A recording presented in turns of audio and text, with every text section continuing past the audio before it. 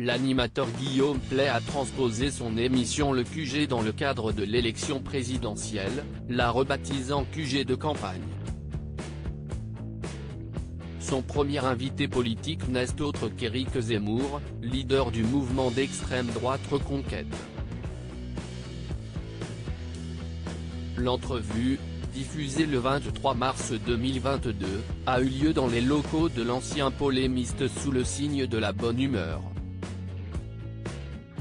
Car pas question de faire des classes ou des débats électriques, le but du show est manifestement de présenter le visage humain de la personnalité. C'est grâce à ce contexte bienveillant que l'un des fils de l'ex-journaliste a accepté d'intervenir sur ce plateau éphémère, Thibaut. Marié en 1982 avec l'avocate Mylène Chiche-Portiche, Éric Zemmour a eu 3 enfants avec elle. D'abord Hugo, 1997, puis Thibaut, 1998, et enfin Clarisse, 2004.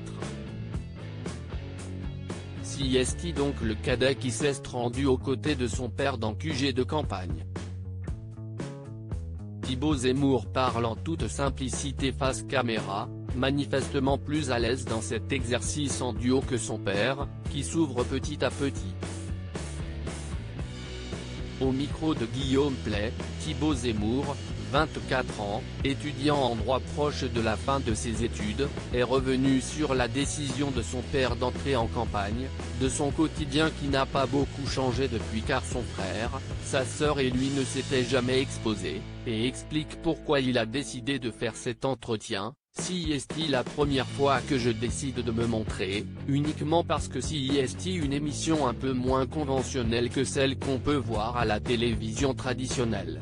Je pense que ça sera la seule et l'unique. Parce que ça ne m'intéresse pas trop de me montrer, de dévoiler ma vie. Je sais comment ça fonctionne, je l'ai vu avec mon père.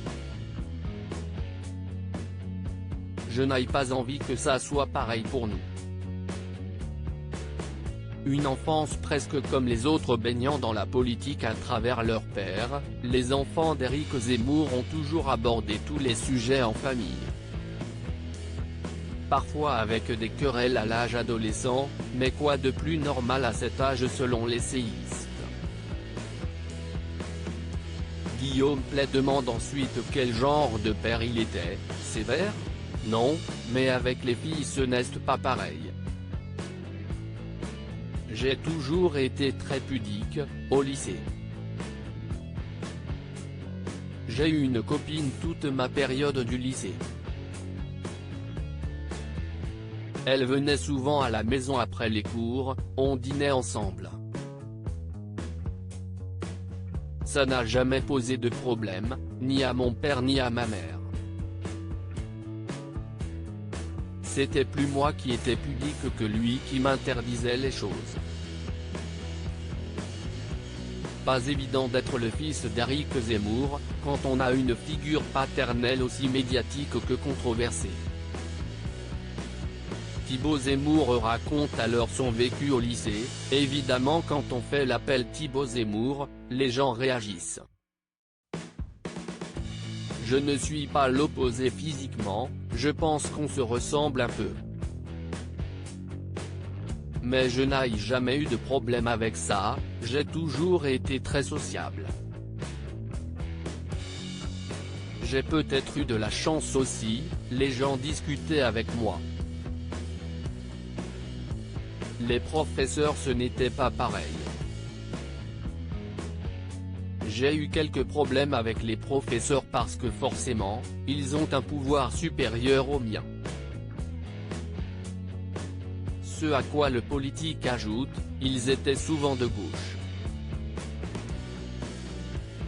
Ils lui faisaient un peu payer mes positions. Mais le jeune homme dédramatise les choses, mais je n'ai jamais eu de vrais gros problèmes. Se montrer devant les caméras, un choix réfléchi avec ses enfants, Éric Zemmour peut compter sur leur avis critique et constructif, je dis mon avis. Mais je suis jeune, ce n'est pas mon monde, pas ma vie, mais je pense que je le connais un peu. Ça l'intéresse et je pense qu'il écoute parfois. Oui, je suis fier de lui. Très à l'aise visiblement, Thibault Zemmour ne compte pas s'impliquer plus dans la politique. Il l'a fait cette fois-là, dans un cadre exceptionnel, la présidentielle, et le soutien, mais si est tout, je me sentirais coupable de ne pas le faire. La présence de son fils surprend face à sa volonté de toujours protéger sa vie privée et celle de sa famille. Depuis les débuts de la campagne, il n'a évoqué qu'à de rares moments sa progéniture et ne fait aucune allusion à leur mère. S'affichant officiellement avec sa directrice de stratégie Sarah Knafo, bientôt 29 ans, il avait déclaré en janvier dernier sur BFM, « Je vais vous dire, il n'y a pas de première dame dans les institutions de la Ve République. Donc les gens n'ont pas à savoir. Mais vie privée, si estime ma vie privée. Je règle au fur et à mesure du temps les problèmes que me pose ma vie privée. » Cet entretien est diffusé à l'heure où le grand jour approche et les intentions de vote sont en baisse pour l'ancien journaliste du Figaro, 9% selon le baromètre quotidien Opinion Week et Partner, qui avait démarré de façon fulgurante son entrée dans la campagne à la fin de l'année 2021.